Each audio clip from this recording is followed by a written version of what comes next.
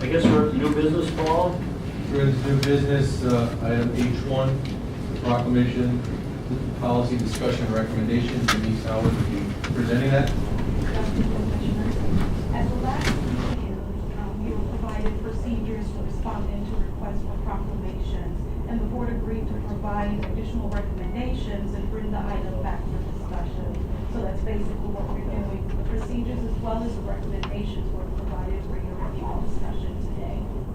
Right, everyone's had a chance to look those over. They look fine to me. I think it's, you've done a good job. And Jean?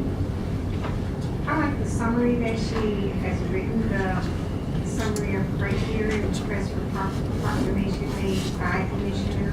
So it means that the commissioner must sponsor it. You might have a friend that might come from any commissioner, but it should come from the commission. And then she says the nominee was this down individual outstanding contribution to the court district.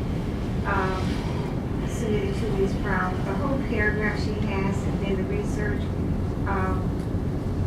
must be done, provided to the staff by the commissioner who submits the recommendation. Or else, if you want, I would. It doesn't make a difference.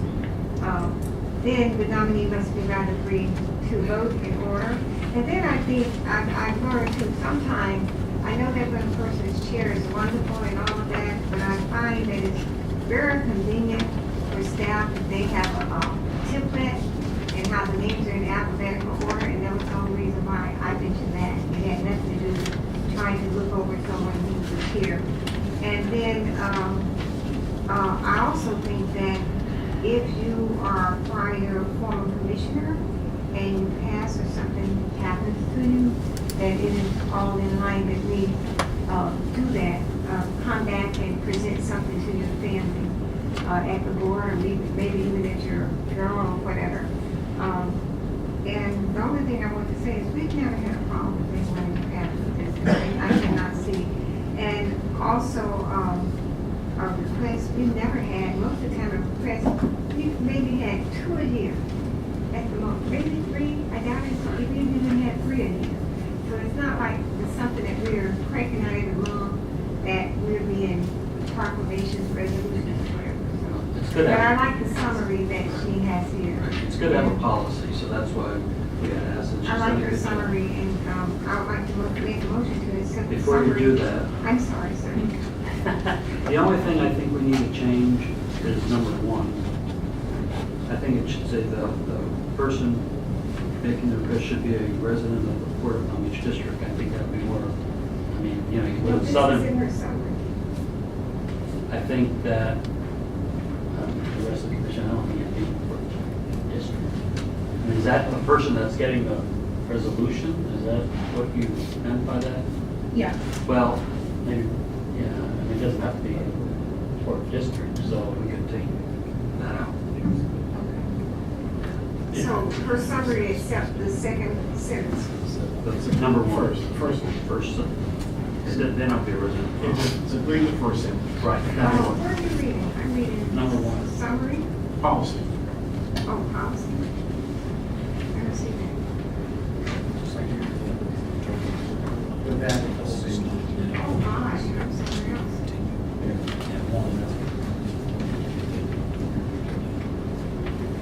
yeah, she did. Okay, so we'll just take that out. Everything else looks good, right? So we have a motion to approve this. Motion, second. Okay. Any other discussion? All in favor? All opposed? Carries 5-0. Very good. Thank you. Next up, page 2. Please. In an effort to manage the records of Port of Palm Beach, a records management policy has been created, and it was provided in your board books as well for your review and approval. Additionally, it's important to know that court records are in hard copy as well as digital form. The hard copy records are in various areas here at the court. Additionally, there's been no database for storage of electronic records. So staff would like to implement a records management program through Laserfish with Municipal Code Corporation, Inc. This will allow us to identify, organize, and maintain both our hard copy and our electronic records, as well as destroy them once they've met their retention. With this program, we'll be able to maintain and control of our records throughout their life cycle and be able to more efficiently locate information when it's needed. We wish to piggyback on the City of Miami Beach's contract, which was already competitively solicited. Mr. Logan DeBello from MCCI is here today, and he can talk more about the program if you wish and answer any questions that you may have. Okay, sure. Good evening, Commissioners. Logan DeLillo from MCCI. How are you all? Good. Happy to answer any questions that Do you have. you do a lot of government agencies? Is that your business? We do. Yeah. MCCI, we're a subsidiary of Municipal Code Corporation, who they provide codification for several thousand clients throughout the country. MCCI's main focus is really on government agencies. We have about 150 government agencies in the state of Florida using the Laser software. About 900 clients throughout the country. About 99% of them are government agencies. So that is a bulk of our focus, yes. Denise, did you or staff or other staff members spend time and look at the process and how it works for other entities? Yes, And are I you- have, you're- because I've dealt with records in other cities where I've worked, so I'm very familiar with the records process. But with their process, how using their software and what have you, how Yes. you're familiar and you're comfortable with the entire Yes, process? I have worked with Laserfish before. Okay, and it's a very good system. It's a very good system. Everything is categorized and structured because they have a lot of government entities. They really structure it in a way that is user-friendly and efficient, so I think it'll be really used really well here. Is there training? Will you be the lead person with assistants, or will you be the sole person interacting with? I'll be the lead person assisting everyone with training. We've already conducted some training here at the port, and we'll continue to do so with the help of Logan. He'll somehow provide training as well. Thank you. You're welcome. Denise, first I'd like to congratulate you. This is long overdue, and it's a professionalism that is very good. That's all the good thing. I do have a question though. How was this particular vendor selected? Is it sole source, or do you compare, did we look at other vendors, or how did we reach this position? We did look at other vendors. Some costs came in lower than others, but we went through, like I said, piggybacking off of the City of Miami's contract, so that we didn't have to competitively bid, because it didn't come over, I guess, the executive director's spending authority, so we did piggyback off of City of Miami to avoid having to go out for bid for this But you project. did look at others as Yes, well? we did.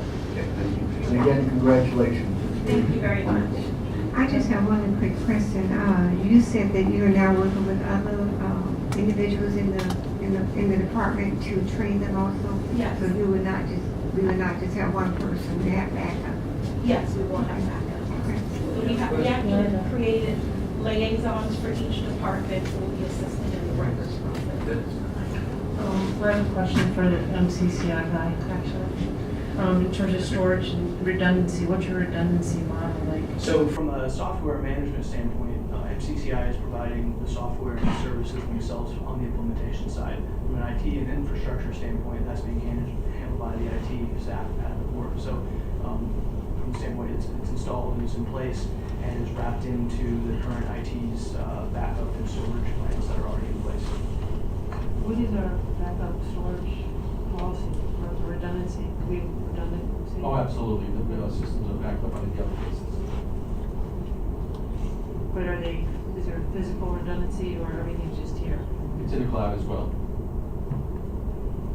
It's very common in most of our implementations that, from the standpoint of the Laserfish side of things, the database, the images themselves, everything that goes along with that are just wrapped into the normal procedures that are in place from an IT perspective. They're best practices. We're actually backing up and having that redundancy, whether it's on-site, off-site, or in the cloud. From the Laserfish and MCCI perspective, it doesn't matter to us. It can be done any of those ways. With your permission, I'll ask Richard Laird, Director of IT, to come up and explain the redundancy policy. Good afternoon, Commissioners. My name is Richard Laird. I'm the IT Director, 15 years now. We virtualize everything. So we have servers throughout the port that back up the themselves. We run 3 different types of backups. We have backups in storage area networks, we have backups on dedicated servers that are just for backups, and then we make backups on the cloud. We're able to go back at least 6 months on any particular server, any file we need, any email, we have it covered. At least 4 different locations. Good, very good. Thanks, Richard. All right, so we have a motion to accept this. So moved, sir. Motion, right, Richard, second. Any other discussion? All in favor, all opposed, carries 5-0. Thank you very much. Appreciate it. Next item.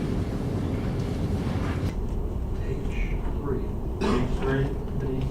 Public record policy. Staff has been managing the public record request efficiently. However, there has been no policy in place. So this policy basically provides guidelines and procedural directions in managing requests for information requests that are received. Great, you all read that, looks very good to me. Any questions or? Motion to approve. Motion, Second. Commissioner Carter, second, Commissioner Enright, any other discussion? All in favor, all opposed, carries 5-0. Thank you. Thank you. Page 4 is the approval of work order, slip 1. Page 4, new business is an item for approval for a work order for slip 1 on main marginal work crane loading assessment. The design of the slip 1 on main marginal was done in the 1990s, and during that, for that design, it was taken into consideration a specific crane that was used by the tenant at that point, which is tropical. The beginning of the next 2000, tropical change started bringing in a second generation crane, which is the one that is presented in the picture. And some modifications were done to the outrigger dimensions in order to be acceptable to be used at the port. At this moment, Tropical is moving on to a third generation crane, which is bigger than the one that is the board had designed for. And we are concerned that a series of breaks on the water mains along with the board heads could be related to the replacement of these cranes. In order to do that assessment, the board is requesting the services of our sister company, CH2M Hill, to analyze the existing bulkhead to determine if the third crane brought by Tropical can implement some structural issues to the design of the original bulkhead. Thank you. Is there a motion? Question. We have a bulkhead. They have a crane. We change the crane. Why don't we pay for the study? Yes, sir. I get it. I would assume they've already. Hold on. Here. We have a bulkhead, and the crane works well. If they're gonna get a bigger, better, heavier crane, they need to give us that data. So why would we pay for it? They did provide the data to the port, but the data needs to be analyzed by an engineering firm based upon the construction standards of the bulkhead to see if there is any issues, and if there are, what does need to mitigate them. As for the port paying for it, that's a decision that the board needs to reach. But the study needs to be done. Right. That's the cost. $10,000. Did we negotiate with Tropical about this, or did the? Yeah, I mean, Wayne makes a valid point. We have been in discussion with Tropical regarding this issue. The assessment was discussed with core staff, and we decided to move forward in doing it. First of all, find out if actually the third generation cranes are affecting the area. The report that will come back to us will basically determine what will need to be done in order for us to continue using the cranes. At that point, I'm comfortable to say that core staff will get back to Tropical and decide that probably they will have to reimburse the assessment and do every other cost related to the project. We never did it. The repairs, if may I say it that way, or the structural changes that need to be done to the bulkhead, if they're needed, will be discussed with Tropical at some point in time, and then probably we can include this there. Casey Long, you're gonna do the work if it's gonna, you give us a little 30-second on why this is so important and why we should pay for it. Well, the existing bulkhead, Casey and I looked into our idea of sub-consultants to CH2. Existing bulkhead was designed for smaller track mounted cranes, and the distribution of the loads on the bulkhead was considered at the time of putting the loads on the wall and tiebacks. It's unknown without doing the analysis whether or not the new crane distributes the loads differently, whether the loads are lighter or heavier, and whether or not the bending in the sheet piles are there. So going through the motions and the steps is the prudent thing to do. From there, whether or not you need to mitigate the load by putting in piles underneath of them, or whether or not everything's okay would be determined from all of that. So it's necessary, in my opinion. For the I believe it's necessary. Money man's gonna tell us clear. Hey, you have something? Yes, sir. I don't have any problem with the $10,000. I would like Tropical to pay it. But in the event that the study comes back and shows that mitigation is necessary, I think we either need to tell Tropical to go back to the second generation cranes, or they have to pay for the improvements necessary to hold the larger cranes. I don't think the board should consider paying that. I think based upon the result of the study, depending on what needs to be done, to the best of my knowledge, the cranes were ordered without clearing it with the port engineer.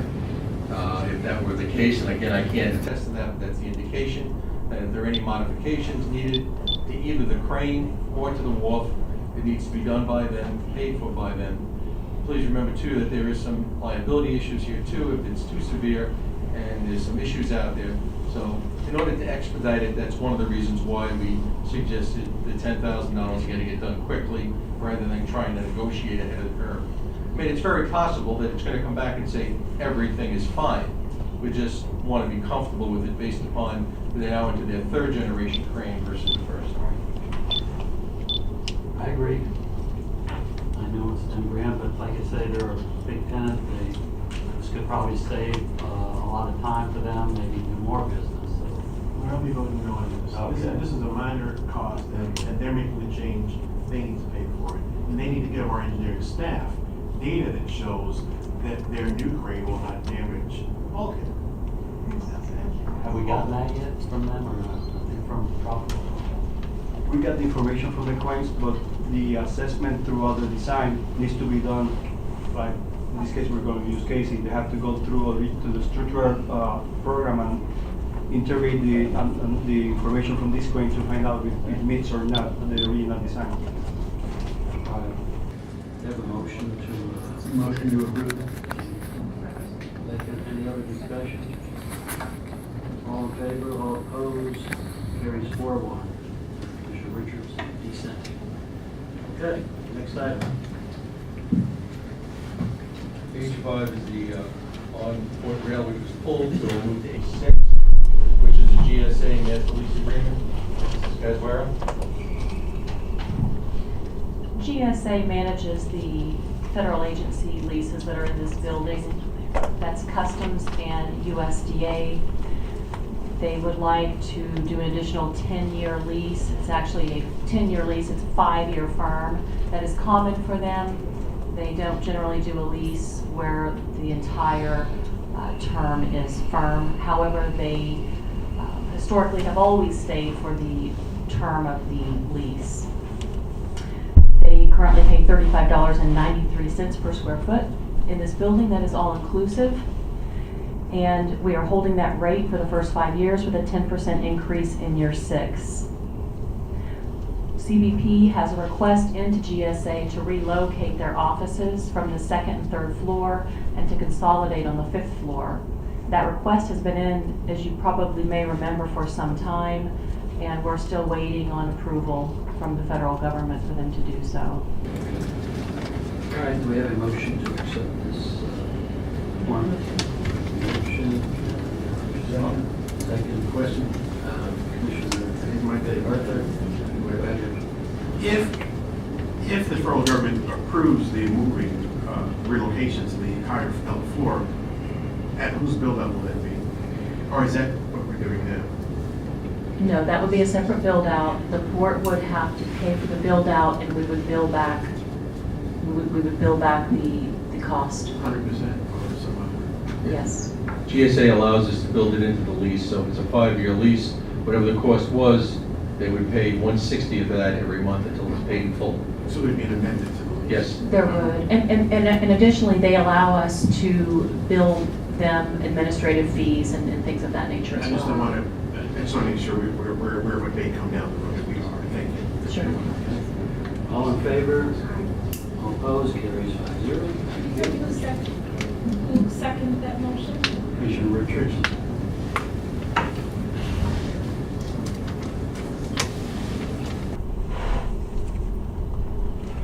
H7 is a reallocation of cash balances.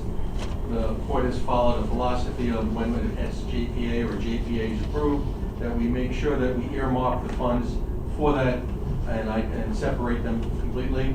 I would ask the court's permission to move $2 million out of unrestricted cash down to restricted cash and earmark this for the MOD area. Commissioner Richards, second. Mr. MacArthur, any discussion? All in favor, all opposed? Carries 5-0. Thank you. Next one is a Tri-Quest proposal, and Mrs. Casper and myself. H8, Ron? Yes, sir. Item H8 before you is consideration of a proposal from Tri-Quest Florida for the leasing of berth 1, the associated dock space, and the first floor area that we call our day cruise area. And that area, for those of you that may not be necessarily clear on that area, that's the area where the gaming vessel would ticket their passengers on the first floor of this building.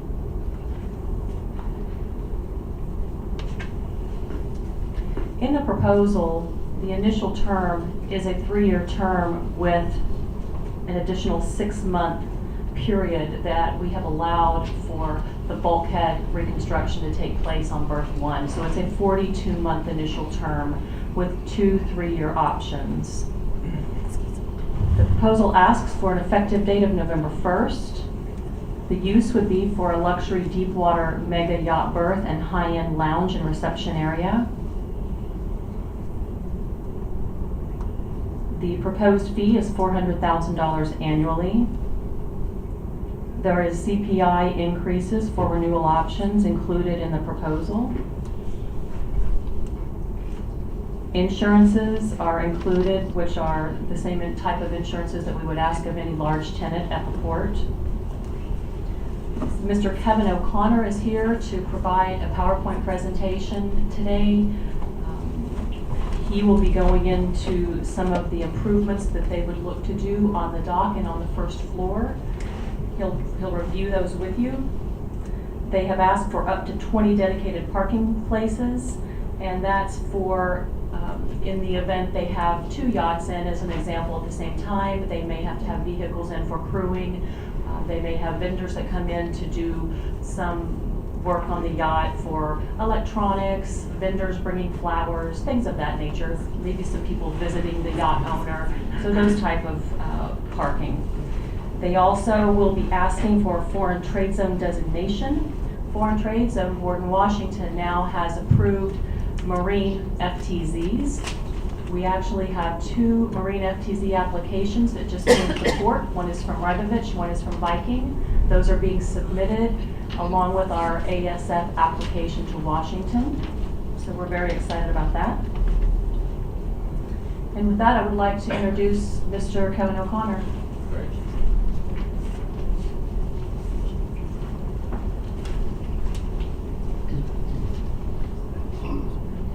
Good afternoon, Chairman. Commissioners, my name is Kevin O'Connor. I'm here on behalf of Tri-Quest Florida LLC, a real estate development company incorporated in South Florida.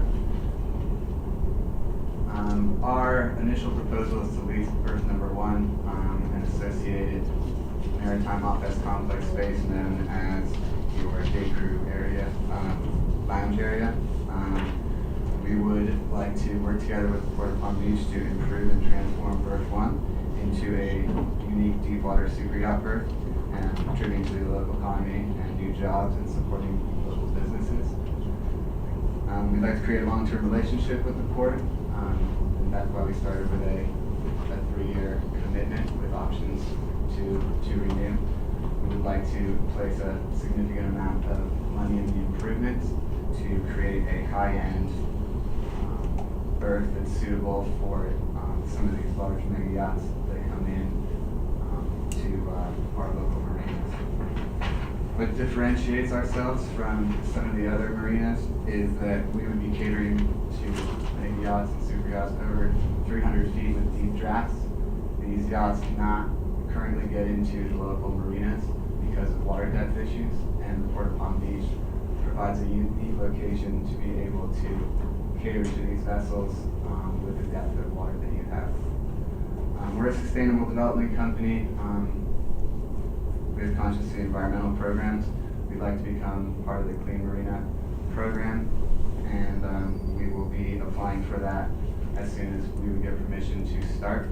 We'd also follow all federal, international, governmental regulations for pollution prevention and the Clean Vessel Act.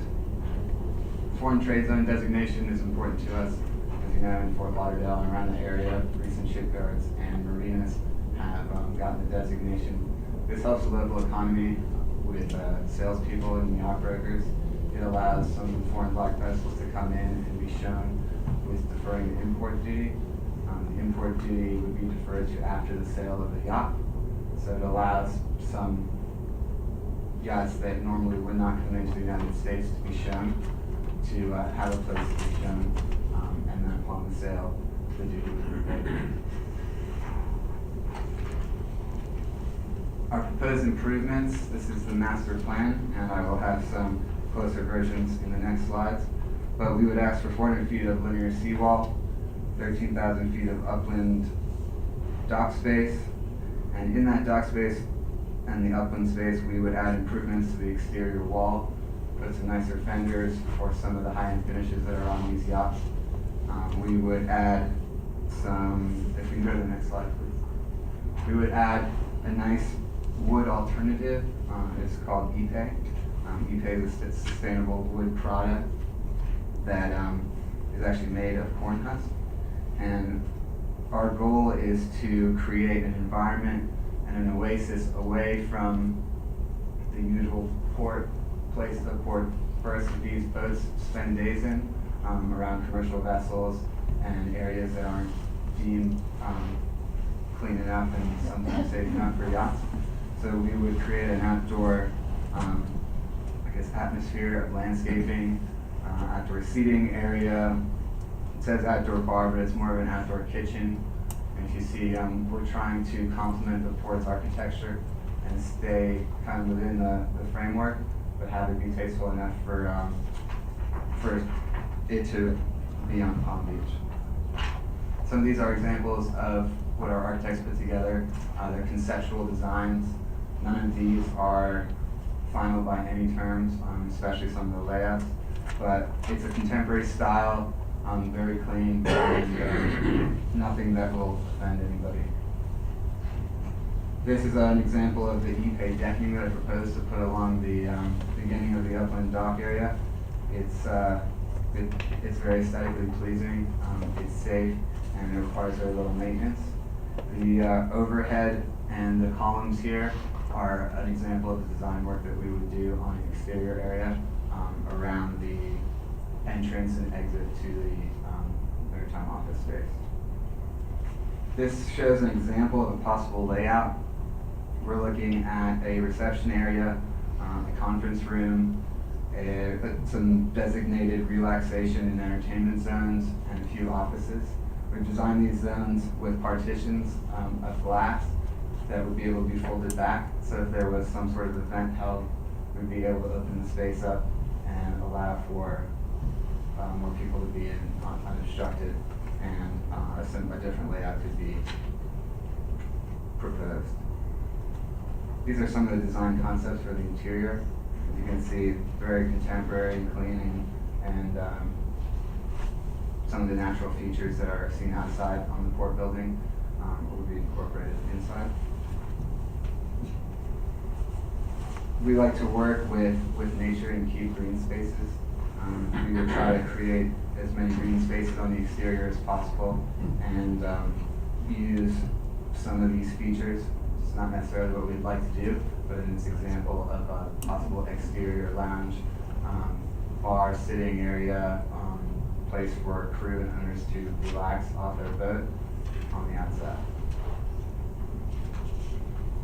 So the additional benefits and use of space, we'd like to be able to work with the local community, with private corporations, with the Palm Beach Boat Show, for instance, to be able to attract local businesses to host corporate, charitable, and public events. We would allow people to hold these events, and as long as there was not a crew taking up the space area. So if there was a large yacht that was using that area, we would have to schedule these events in between those. But we are open to all suggestions, Boys and Girls Club events, anything that helps the community. And initially, afterwards, this area would be used as a crew lounge and a place for the community to come and be able to see some of these larger yachts. There's a great deal of economic impact. These boats that we're bringing in are of a different size range than a lot of the yachts that are already coming in, and there's numerous impact studies that have been done for these smaller yachts. I say smaller, 150 feet is not small, but our clientele is usually between 300 and 420 feet, and they have about 30 to 50 crew. These crew on average spend $150 a day by the boat, and they usually have an average length of 78 days. So if you take a crew of 50, you've got $225,000 spent a month in the community on provisions, on transportation, part of their electrical, their housing, which comes out to be about $2.7 million a year annually. This is just what the boat's paying for their crew. The crew also live an expense-free lifestyle. They get to live on board, they have 3 meals cooked a day, so when they're on shore, they tend to go out and go to all the restaurants. They tend to try to get nice hotel rooms if they want to get away from the confined spaces of the yacht, even though it's not that small. And they contribute greatly to the rental car industry, the florists, and pretty much all the local areas that they're not used to being around when they're at sea. So they have a considerable amount of disposable income to spread throughout the community. Indirect impact, well, going back to direct impact, we would hire local vendors to help with the dock maintenance and the areas that we would need daily attention. So we'd look to the local community to hire them. Local job creation, everybody from Publix and Wells Fargo to Whole Foods to Cheney Brothers, all really are impacted by these. These boats take on a tremendous amount of provisions every year, or every stop that they go to, because they're crossing oceans. So they fill up their big freezers, they fill up all their villages with alcohol, spirits, food for a year. And they will be spending these when they come here in the local community and businesses. Fueling will be a big part of our business model. Mainly we are here to berth yachts. We're not here to work on them as a shipyard. There's always maintenance that needs to be done on yachts, but our goal is to be able to house them, because there's a serious lack of berths like this in South Florida, and fueling would be our other main factor. But we would not be a shipyard. We wouldn't be conducting any major work that is being done in some of the other shipyards and dry docks around the area. Palm Beach County, just quick stats. Palm Beach County marine industry has an estimated impact of $1.8 billion in gross output. That's an increase of $960 million from 2010. An association of 18,220 jobs, 8,931 jobs were added from 2010 to 2014 in the Palm Beach marine industry because of the super yacht industry. economic impacts of the Fort Lauderdale Boat Show in comparison to the Palm Beach Boat Show. Palm Beach Boat Show it grows on a daily or on a yearly and annual basis. Every year it's larger. Larger boats come in. Some of the stats are pretty impressive. Fort Lauderdale Boat Show created 6,000 full-time jobs from the 2015 show. They estimated during the show that they reached $380 million in gross sales output. And in total value added to Florida and the industry, that boat show brought in $485.9 million. The Palm Beach Boat Show is not as big as the Fort Lauderdale Boat Show, but it has the potential to bring these larger yachts in. And with a berth like this that can have and hold these large yachts, we can incorporate and partner with the show to have the big boats that can go into downtown Palm Beach. We propose that American Yacht Agents, a lady by the name of Deborah Radke, she was a captain for 15 years, run the daily operations and act as booking agent and licensed port of Palm Beach steamship agent. She would provide world-class concierge services. She's the one-stop shop that these yacht captains go to. They do all their billing through her, and she arranges everything from transportation for owners to the provisioning to any kind of supplies that the boat needs. They go to her, and then she goes and outsources in the community to make sure that the vessels are happy and that most, if anything, can be sourced from the local community. Between the two of us, and I'll go into a little detail about myself in a second, there's about 30 years super yacht experience together. Captain Deborah Radke was a captain for 15 years, and she has seen in the last 2 years of her new business a massive number of these larger vessels struggling to find suitable berthing in the area. A little bit about TriQuest Florida LLC. It was founded in 2015. I am a manager, co-manager with Paul Carell, the principal. Paul Carell serves as principal. He's diversified in real estate and manufacturing enterprises in the United States. He has over 45 years of large-scale industrial office, residential property development, more than 40 years experience in international business with long-term clients throughout Europe, Asia, and South America, and is an avid boater since childhood. Myself, I have 15 years experience as a professional mariner and captain with command of a yacht up to 300 feet, world-class yachting training programs, and the experience of high-profile yachts with worldwide sailing cruising. I have spent quite a bit of time in the shoes of these captains who struggle to find these berths, and I understand their daily struggles and what they're looking for. I have solid experience in yacht cruise management, multinational crew management, new build yacht management, and refit project management. We would like to have the berth available to us by November 1st, and I'd just like to reiterate that there's a big impact on the date that we start because it's very seasonal down here. The season has started. Most of these yachts who we had interest from in July have made other commitments to other people already because we weren't able to commit to them. They planned 3 or 4 months out in advance. We need to do the same thing. So the sooner we can get the yacht, the better. Great, thank you very much. A very impressive presentation.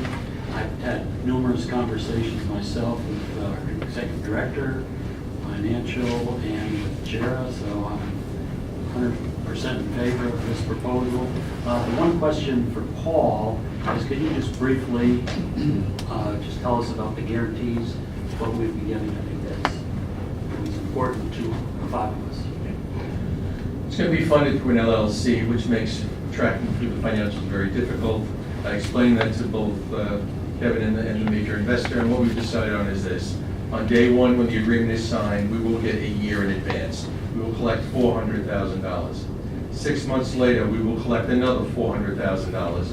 And that will continue every 12 months, collecting the $400,000 until the final year of the lease, where the remaining money will be doted out over the last 6 months. So in essence, at any given point in time, we will have between $400,000 and $400,000 of security, which I'm very comfortable with. That sounds good. It does sound wonderful. I have a couple concerns. One, you'll become, if the board gives you direction to proceed, you'll be coming back with a regular contract next month? Yes, but there's some minor negotiations that are still needed, nothing that is going to be derailing, and then we would come back with a formal agreement.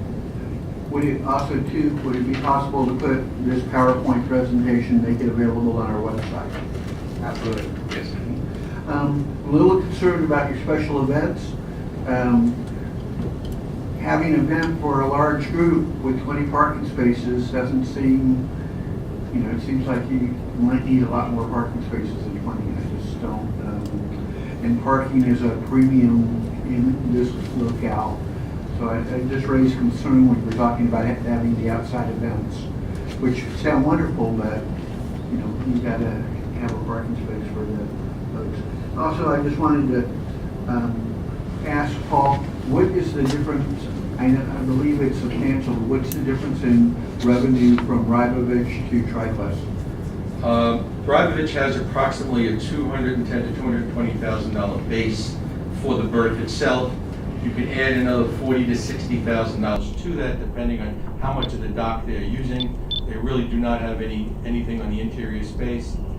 So if you look at a average somewhere of about $260,000 to $280,000, this is $400,000 a year. Rybovich does not have an agreement. They can pull out tomorrow. This would be a 3-year agreement. That's something that we are coordinating with port operations. As you know, though, there are very large bathrooms in the first floor of the cruise terminal. That just would need to be coordinated to where those passengers that are outside, once they've debarked and they're outside, if they need to use the public restrooms, there needs to be a way to coordinate getting them to the first floor bathrooms where they don't have to go back through security. But we're talking with operations to try and determine what some of the options are for that. Sure. And also, as passengers arrive early and they're waiting, there's quite a good use to do. So obviously, you're working on that. You're aware. Yes, we are. Thanks. Parking. Same concern about parking. Parking is a premium. What spaces are you considering if you've gone that far? And if they're not using them, are we able to use them, or are they simply exclusive to them? The parking is up to 20 spots, and it would be the spots right now that are being used for Rybovich and their contractors. You can show us, please. Okay. And it would be exclusive. Theirs would need to be, yes. Okay. Thank you. And if I could just address the other concern that you and Commissioner MacArthur had about events, those clearly have to be coordinated with the port, and Mr. O'Connor is aware of that, and the parking would have to be as well. Are these owners docking in Palm Beach County to visit the county, or would this be primarily used for sales, or both? Both. In your presentation, I heard, I didn't hear the word sales, but I picked up sales. So, I can answer that. how do you anticipate, who will be your primary customers using the facilities? The primary customers would not be, it wouldn't be based on sales. It would be sales driven. The customers would be the captains and the owners. And they would come here during their off periods between the Caribbean and event season. Typically they spend about 78 days between September and December. And then right after that, March to May. So sales was just one of the extra little tidbits that could Especially throw when in there. the yacht show, where the boat shows are going on. Exactly.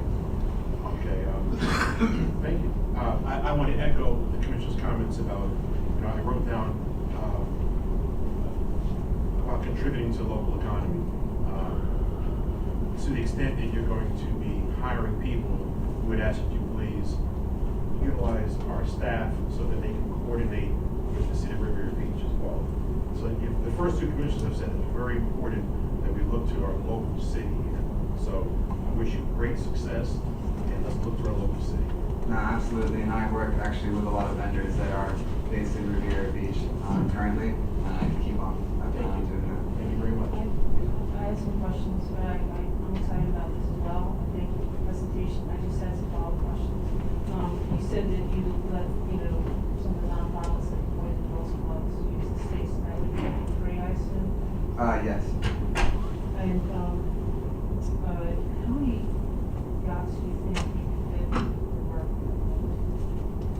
It depends. We could probably fit two 180-foot yachts together in the berth comfortably. If we have a boat over 200 feet, it's going to get a little bit difficult if the boats are that same size. But if there's a boat that's 100 feet that needs to come in, or 70 feet, we can make that work. That's just part of logistics and reservations. In terms of jobs, I mean, I echo what the other commissioner said, but do you have a quantitative measure of what kind of jobs that would be? Any direct jobs and indirect jobs? Yeah, directly, we would probably look to hire between 5 and 10 employees for on site. That's yet to be determined on how we set it up. But there is need for constant maintenance, there is need for cleanliness, there is need for janitorial services and dock hands. And with the Maritime Center next door, Maritime Academy, you know, it's primed to start kind of an internship program, start teaching those kids that are growing up who want to be in the maritime industry what a port looks like and what yachts look like. So we'd be interested in pursuing something like that as well. Great, and one last question, and that is that you're based in Fort Lauderdale? The company is based in Fort Lauderdale. I live in West Palm Beach. I'm based up here, and I hardly go down there. We have an office that was on Palm Beach at the Royal Poinciana Plaza for a little bit, and I plan to have my offices down here in the port. And then this, one last question for Paul. That was, we just heard earlier, the Ivanovich agreement was a informal agreement that we give a heads up, right? About, somebody else is coming in. They were aware of it. In fact, we originally, when they had an opportunity over the years to bring an agreement to us, chose not to. We put out an RFP. It was not responsive. The board rejected that. There have been conversations with them that we are looking to move forward. And like I said earlier, we do not have an agreement. We will try to accommodate them as much as possible. But I must stress in our meetings with Kevin, it is critical that they start November 1, or they can lose an entire season, which financially would devastate the proposal. So we feel that Ivanovich will be, okay with, I wouldn't use the word okay. I would say that they'd be somewhat surprised, but I'm sure we can work with them. I spoke to Manny about this, and Manny led me to believe that they are aware, and should they need space, we actually do have space, I believe, to accommodate them for up to 1 to 2 months after these gentlemen this entity takes over. Indicated there is another space that they can use. Well, yeah, I thought- should they need it, so they would not be in the lurch.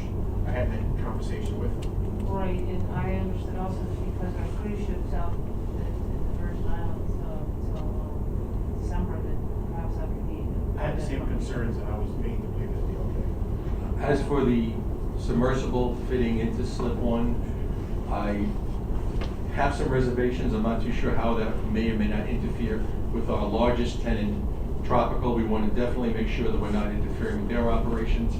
I would say that it could be looked into, but I think if there was some issue with Tropical being able to operate with the submersible, we would err on the side of Tropical. Exactly.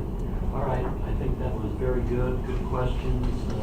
And I think this is an outstanding presentation. It's been fantastic for the board approval.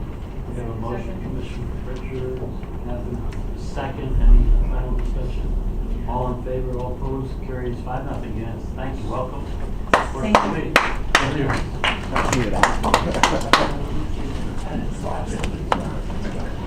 Okay, let's see, what do we got now? We're about to,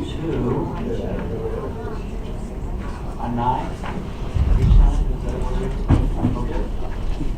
Good afternoon, I'm Yolanda, Public Relations and Media Specialist. H9 introduces Meltwater, Media Monitoring and Analytics Service to the board. Meltwater is a data intelligence platform. They're a global brand. They have 50 offices on 6 continents, 1,300 employees. In the U.S., they have 15 offices, including one in Miami that would help to provide support to the port. They also have 600 employees in the U.S. They have 26,000 customers around the globe. Google, PayPal, UPS, Ford Motor Company, Hilton, the United States Coast Guard, and United States Postal Service all use Meltwater. How does the board benefit from monitoring traditional and social media? Here we have a great list where you can see we can access analytics, we can enhance and facilitate community engagement, we can readily listen to our stakeholders, we can strengthen our relationships with influencers around the community, we can gain insight on perception and sentiment of our brand, we can produce accurate and comprehensive reports, which you will start getting at the next board meeting. We get daily notifications by email of all of these data points, and we can measure and analyze campaign results. By comparison, if you look at media mentions for the day after Irma, that was Monday, September 11th, our current provider said we had 12, Google Alerts said we had 2, and Meltwater noted we had 129. So you can see there that Meltwater is very comprehensive, it's more accurate, and that's the information that I want to bring to the board every month during our board meetings. We took a look at 2 other platforms in addition to Meltwater. There are basically 3 that are globally used.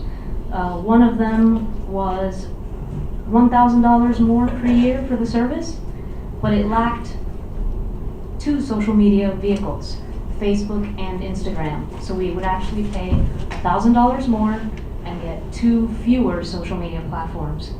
There was one other platform that I took a look at that I had used twice before at 2 other companies, and that one was $1,500 more per year for the service. But I didn't find that the dashboard was as easy to use. The reports were beautiful, but not any more beautiful than the ones we're going to receive from Meltwater. So I respectfully request the board to consider Meltwater. Okay, we have a motion. And Thank you. Second, any other discussion? All in favor, all opposed, carries 5-0. They'll start October 1st. Yes, it will. Wonderful. Thank Very you. good, thank you, Joe. Okay. Moving right along here. Have Paul. See, when Paul's in charge, how things move along. Who's counting time here? Take your time, Paul, yeah. 30 seconds. 30 seconds. H10 is the budget's approval for fiscal year 2018. On August 17th, we held a workshop.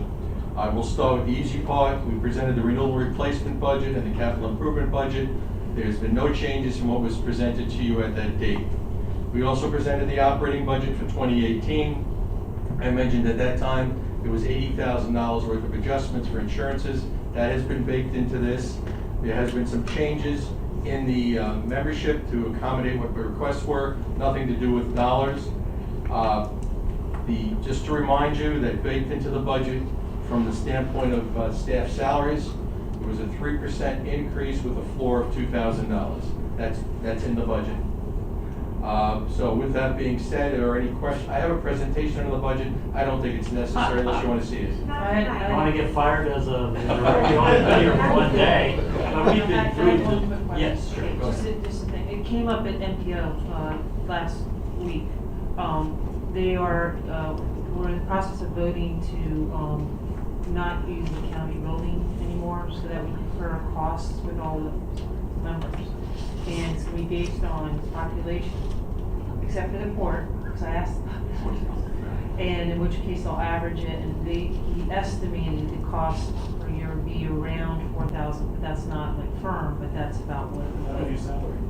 Yeah. Well, I'll be in the negative territory, but I just wanted to alert you to that because I think it's probably going to go forward. It may be another year, but it's coming, it's likely to come down. Yeah. We set a budget. It's not, there is flexibility in it. And if something like that were to come, I can assure you we can accommodate it with the board's direction. Yeah, and that's something for discussion too, because I don't think we've ever really, since I've been here, getting a whole lot of benefit. We like being a member. Well, that's a big benefit to us. I mean, Like how's that? well, we got US 27 on the priority list, and they vote on all the transportation. MLK Boulevard is an SIS Yeah. that's being done right now. Yeah. Okay, $10 million. so That's important. Okay, well, I know it is important, but we've never been assessed anything. Well, yeah, they haven't assessed anybody anything because Right. the county's been, so now, we're All right. we're a little guy in there, Yeah, right? So it's only exactly. 4,000, not like Yeah. something else. Okay. May I make a motion? Sure. I move that we adopt the fiscal year 2018 operating budget, we adopt the fiscal year 2018 can we authorize a reduction of business boat expenses to be less than 5% of the previous year's NOR? And to adopt a resolution approving the fiscal year 2018. Okay, motion? Second. Second. Catherine, second. Any other discussion? I think we've done a good job. Everyone's gone through this numerous times. All in favor, say aye. Aye. All opposed, carries unanimous, 5-0. Thank you. Good. Okay, we're up to page 11.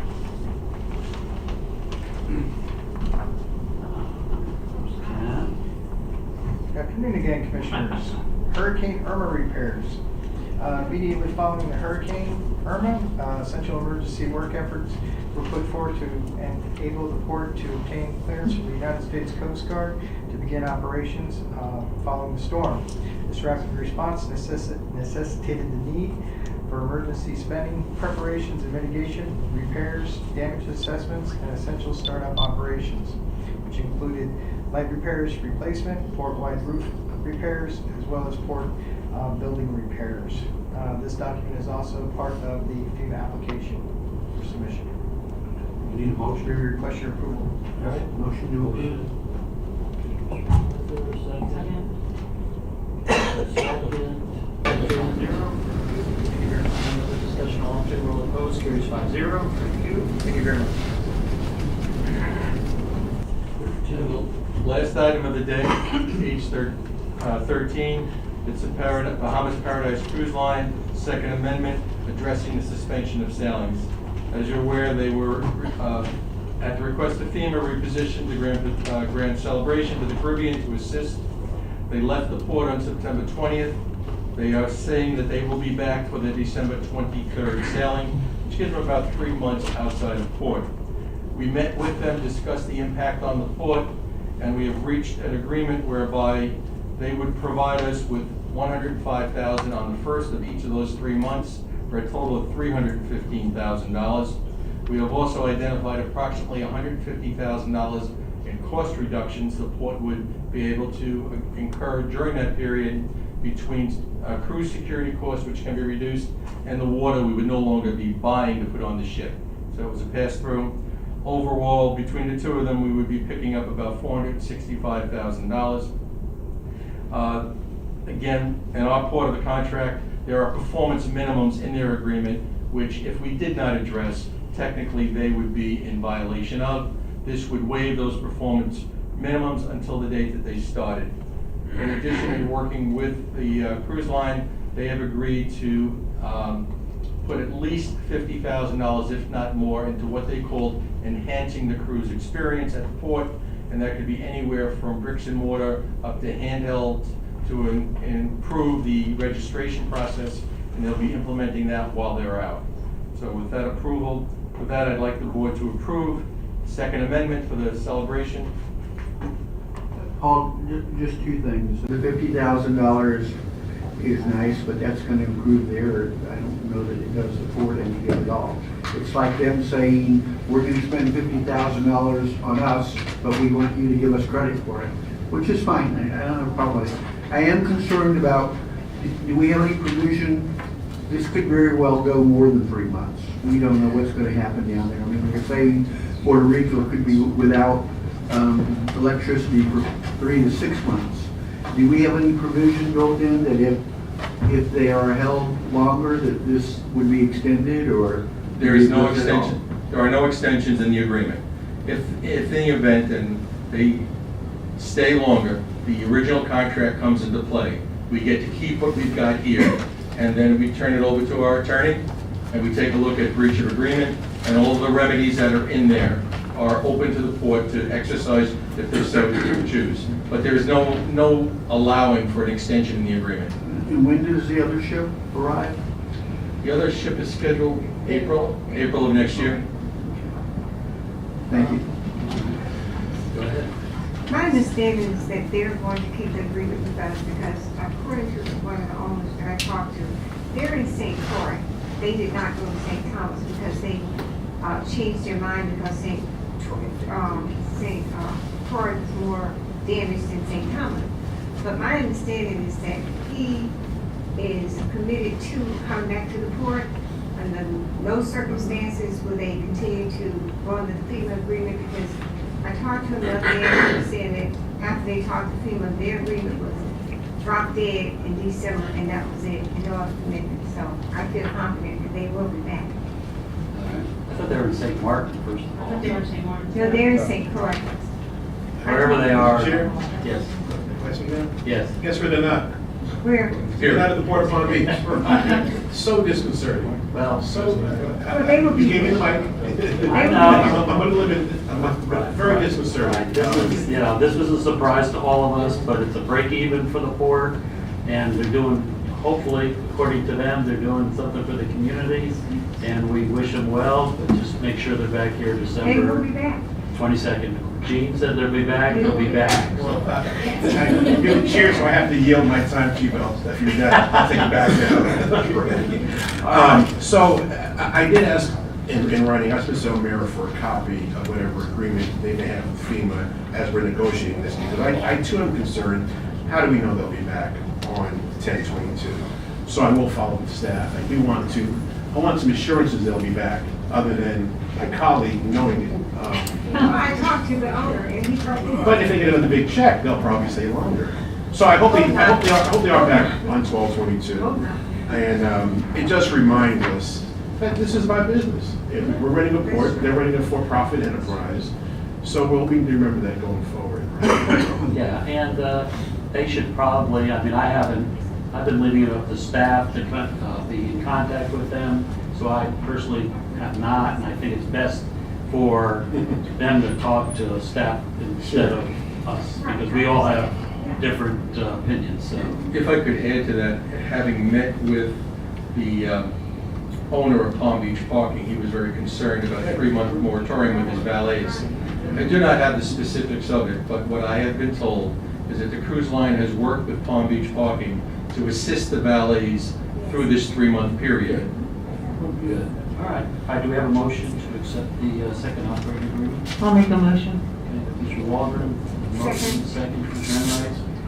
Any other discussion, all in I just want to favor? say one other thing. In addition to what you said, they've also worked with the people who've been employed and worked through temporary agencies to get those positions also. Good. So they work with the parking and their employees to make sure that they were compensated for the time that they're not going to be working on the cruise ship. Okay. So they've done it. Very good. All right, all in favor, all opposed, carries 5-0. Thank you. Very good, Paul. I don't have any other cards, so there's no other comments from the public, comments from the board. Wayne, anything else that would say you'd like to share? Football team? No? I wasn't going to, but since you opened the door, go Blue. Hayden, thank you for that that was a lot of fun. Thank you for I showing was up. wearing this tie, I'm gonna ruin it as soon as I get home. All right, besides that, everything else? No, sir. All right, Gene? Next time, look at the clock. It says 2-hour meeting. I did want to talk about the Puerto Rico thing just really Oh, quickly, yeah. if you don't mind. And that is that we, there's an effort that we're now spearheading to collect supplies and clothes and get them to Puerto Rico. And it's actually has a lot of momentum behind it. We have a lot of the mayors, elected officials, actually nobody's actually said no right now, who are going to join us, including the school board. And the incoming ambassador to the Dominican Republic, who lives in Palm Beach, is helping as well. So we're hoping that we can use this warehouse as Haiti, and the FEMA issue has been taken care of because the mayor of Green Acres already has FEMA approval. So he's gonna bring their truckloads of stuff up, and we'll be able to hopefully get it out there to Puerto Rico once the ports are open. Now, Congresswoman Franco has asked if she can have a press conference on Monday at 12:45 here at the port to talk about this effort. We're doing it in conjunction with the Puerto Rican Chamber of Commerce, and so if that's okay with everybody. Do we have any idea, who is the ambassador for Rico? Do we have one, or is it? Yes, we do. Actually, she's been in touch, the incoming ambassador to the DR has actually been in touch with that person. So we'll be coordinating So with. that's Robin. Bernstein. Yeah, Robin Bernstein, she's been in touch with the. She hasn't sworn in yet or anything? Or No, she's she's, still it's waiting? they have to process, right, so she's thinking sometime next year. Oh, really? Well, early next year, maybe, she's got, well, it's better than the Russian ambassador, Yeah, so. exactly. Well, as long as there's a master, so yeah. Yeah, so always that's okay. coordinate, yeah. And we'll be sending out, board will be sending out a press release too, and so we'll be recognizing all the officials. Very good. All right. Any other questions? Next meeting? Paul, you have anything else? Denise has reminded me that in H2, we needed 2 motions. Page 2. One for the records retention policy, you approved the software, but we have a record retention policy, sorry. I think the motion was for both, is that correct? Wait, sit on. Okay, the recommendation, I thought just had the software. It was for, whoever made the motion and the second is for. Anything else? Next meeting is on October 19th. October 19th, on a Thursday, okay? All right. All right. We're We'll be back by then. All right, good job, Paul. Thank you.